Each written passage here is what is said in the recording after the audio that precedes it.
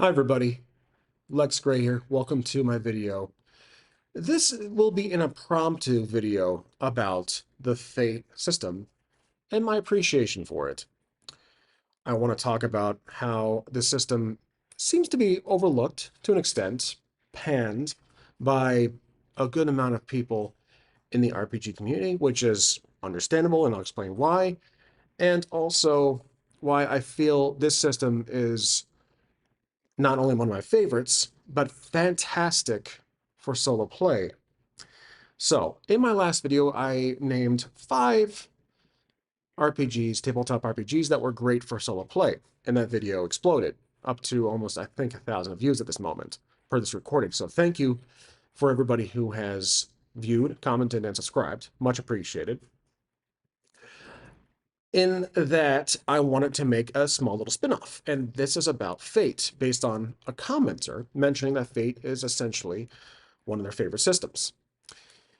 So, Fate is very heavy on narrative, and as you can see, it is appealing for any genre. It's a very simple system. There are definitely rules, pages in the core, but much like myself, I often look to the condensed and accelerated versions.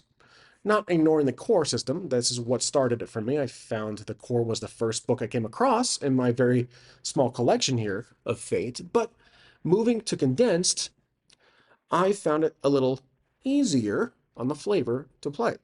Then accelerated came in, and accelerated is definitely the lightest in the bunch. Now, at the heart of the game, nothing really changes.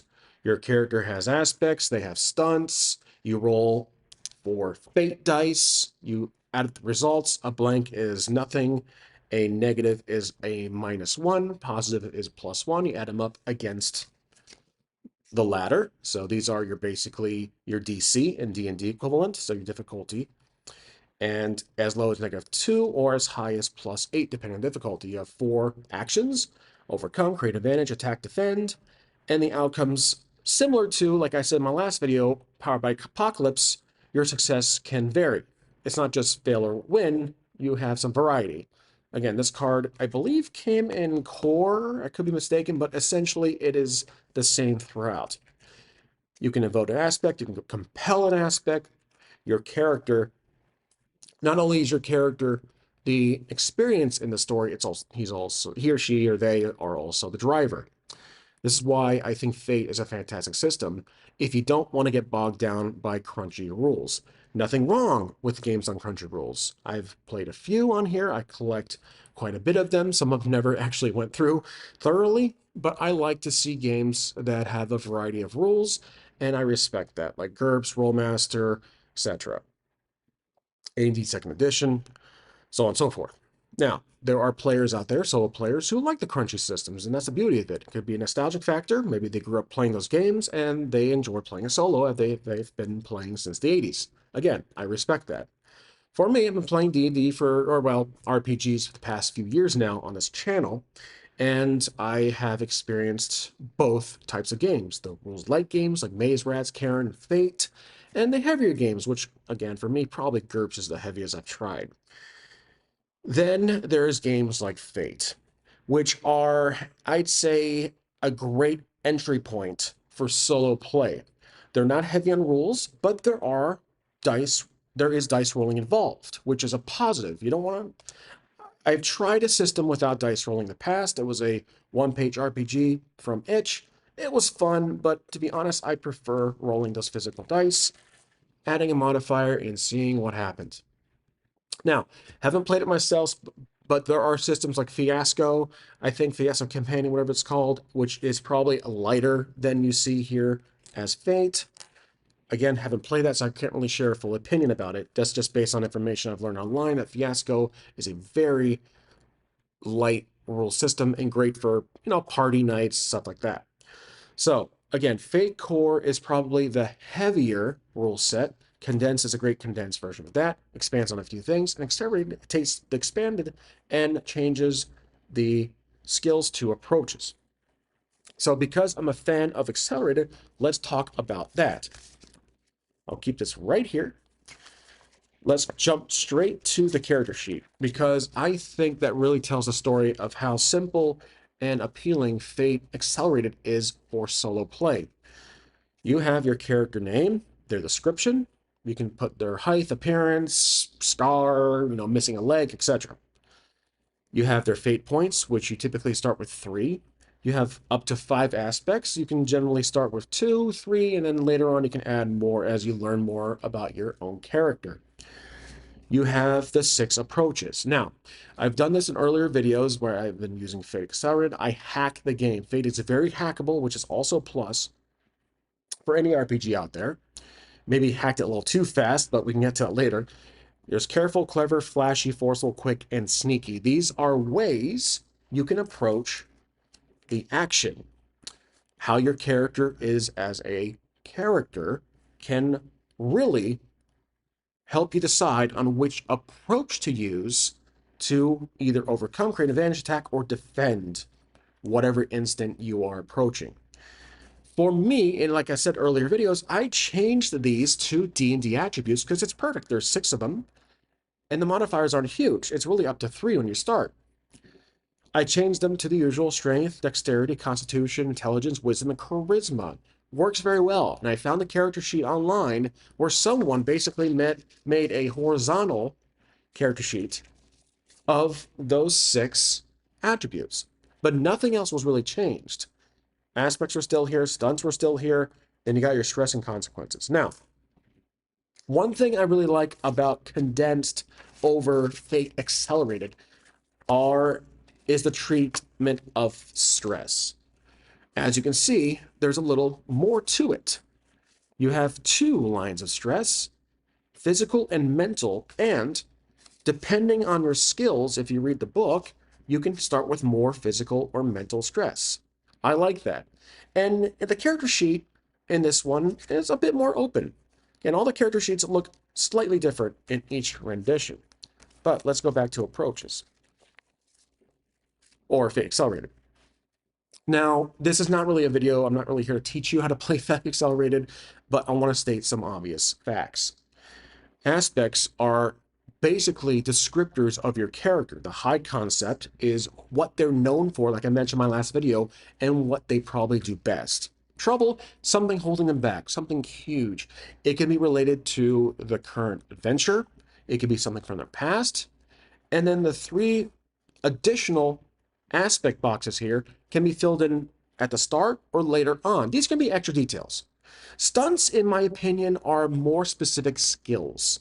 Not talking about the skills from here, but things they are well trained on depending on the setting. So maybe they're good at sharpshooting, maybe they have a robotic arm. For me, I use stunts as weapons and or armor, things they carry on their person. That's why I like using stunts. Now, generally, you are allowed up to 2 stunts. If you go beyond that, you have to sacrifice your starting refresh of fate points. So if you add a stunt, you can start with 2 stunt points. Then you have the 3 stress boxes down here with the consequences that can take more without affecting your general stress. That is it for the character sheet. And again, there are channels online that on here on YouTube that can do a better job at teaching the system, but I guarantee they won't be too long. So those are the approaches, their aspects against stunts, consequence, and stress. Now, let's talk about the game and its reputation, which is something I wanted to first start off, but get distracted by the games themselves. Think of it as an introductory. Remember, like I said, this isn't prompted. I think that the Fate game can be, this is based on online forums, YouTube, etc. People I've talked to in person at game stores, because I was holding this in my hand and the person at the counter was saying, "Are you really getting that game?" And I say, "Yeah, it looks very intriguing. It's a universal genre neutral system. I'm really curious how it works," and finding these 2 games after really enjoying Core. The game is very focused on character-driven control. The player probably has more freedom compared to other games where the game master has complete authority, or to an extent. It's not a crunchy system. This is a very simple game. The game master, whoever's in charge, gives you a difficulty that you must exceed on, You roll the dice, you add the results up. Wow, that's a complete zero. And include any modifier of skill or approach, plus aspects you can spend fate points on to use, or stunts that are often free to use. If you exceed, like I said, you have those possible outcomes depending on the action you're taking. But that's really all the dice rolling there is, mostly. In other games, you have dice rolling for practically anything. Sinking around, fighting, defending yourself, choosing what type of defense, like parry, block, dodge. You roll dice for a list of actions. It can be a D100 system, like basic role playing. It can be a typical D20 system, 2D6, like Maze Rats. Again, there are games out there far more complicated than Fate. And I think that's why it probably gets panned or shunned by experienced or novice players of RPGs. And that's okay. I want everyone to enjoy the system they uh, enjoy. I mean, I can't, we can't force you to play Fate Core, but I don't want to ignore the love this game also gets from another huge faction of players, and that is solo space. It seems like the solo RPG space really does enjoy Fate. So if Fate itself doesn't get the love it deserves in the general RPG community of group play slash solo, then I think that this has a great exposure in solo play because of how simple it is.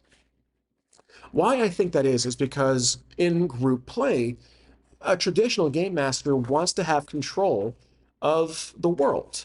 Not complete authority, like I said earlier, but basically to create the chaos and challenges for the player characters to go through. And because everyone who's a game master, whether they're a GM for life, they all have different types of methods of being a game master. I'm not an expert, I'm not here to say what's right and wrong, but I feel like generally a game master wants to have a good amount of control over the world and the narrative. Now, I've talked about this before, depending on how you perceive a role playing game, whether it's a story with huge backstory and a character arc, or it's just a sandbox where you're there to experience chaos and see what happens as the world lives with the characters interacting with it. So, again, storytelling versus it's just an experience. But again, back to Fate.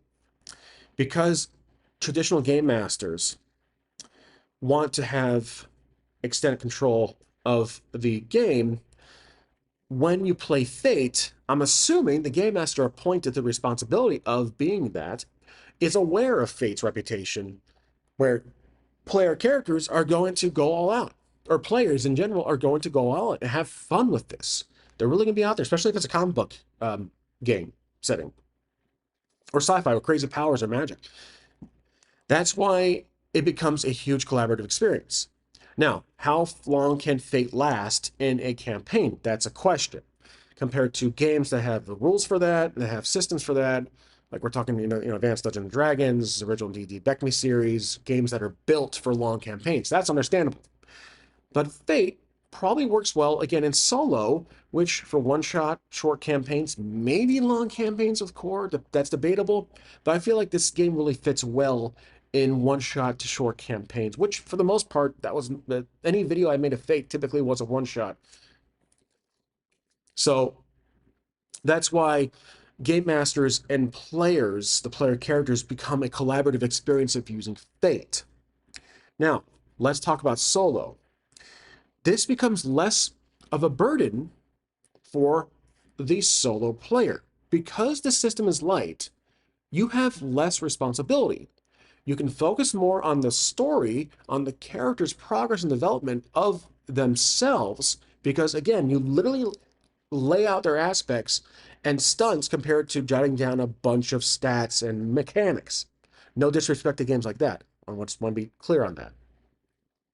So with that in mind, it's a great blend between being a game master and a player character, the player themselves. It takes the load off of a massive book with a bunch of mechanics that, again, appealing to a huge crowd. But in this case, for me, it becomes a more focused experience of just having fun and seeing how far you can cheat the setting itself. So again, Fate is very expandable, it's hackable, And in my opinion, I think it's one of the best out there for solo play, especially for solo entry play. For anybody who's new to solo RPG play, Fate is a great system to start in. It's got dice, it's got some rules, and there are some additions here to consider. Now, if you are new to Fate, I apologize for not asking this question or stating this in the beginning, but if I were to recommend a book to start playing Fate solo, or at least playing RPGs condensed, as much as I love Accelerated, I would recommend condensed because it's thinner, it's got lesser rules to worry about, lesser pages to go through, but it does include skills, and these are fun. This covers practically any genre, and it also mentions to change it. I think that might be in the core system, but again, with a good game master, or again, if you are experienced enough, or if you just could consider on the spot, you can change these to your setting. But I think this pretty much covers most settings out there to get started. So this way, there is some meat to the game where you have skills. And it's not just the 6 approaches that Accelerated has. And then you also have the vitals. You've got the 2 stress bars here. And again, like I said, going through the very quick, 5-minute character creation process, these can change. You can gain more either physical or mental boxes. The aspects are laid out more thoroughly. High concept trouble relationship, which is not really listed in Accelerated, than 2 other aspects. Stunts here. As you can see, the whole character creation process is on the page itself. You don't need the book itself. Print this out and you're good to go. It says here, start with 1 great plus 4, 2 good plus 3, 3 fair plus 2, 4 plus 1, rest at mediocre. Then you have your refresh. It starts at 3. Stunts, it says start with 3 for free. You may buy additional studs for 1 free refresh each, etc. Aspects, you might have to go through the book for that. But again, I think that this condensed flavor of Fate Core is one I recommend when you start. Then experiment with Accelerated. Heck, even if try what I do, take out the approaches if you don't like them, switch them out for D&D attributes, and you could be good to go. Again, results may vary, depends on how it works out for you. But again, so to close this impromptu video, and I hope it was useful to you, Fate, it being an overlooked system or panned or shunned by the community, I think has a great livelihood and reputation in solo play. And I hope that there are players out there, GM or player, that can understand this. So not only am I trying to promote the love of Fate, but I'm also trying to say that I'm also a player and a huge admirer for the game system.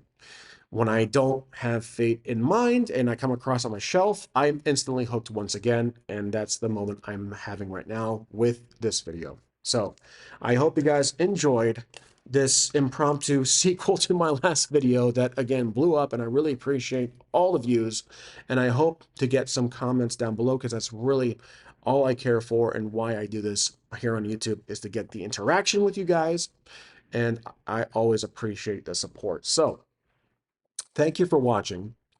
I'll see you all next time. Please feel free to subscribe, like, share, and comment. I'll see you next time.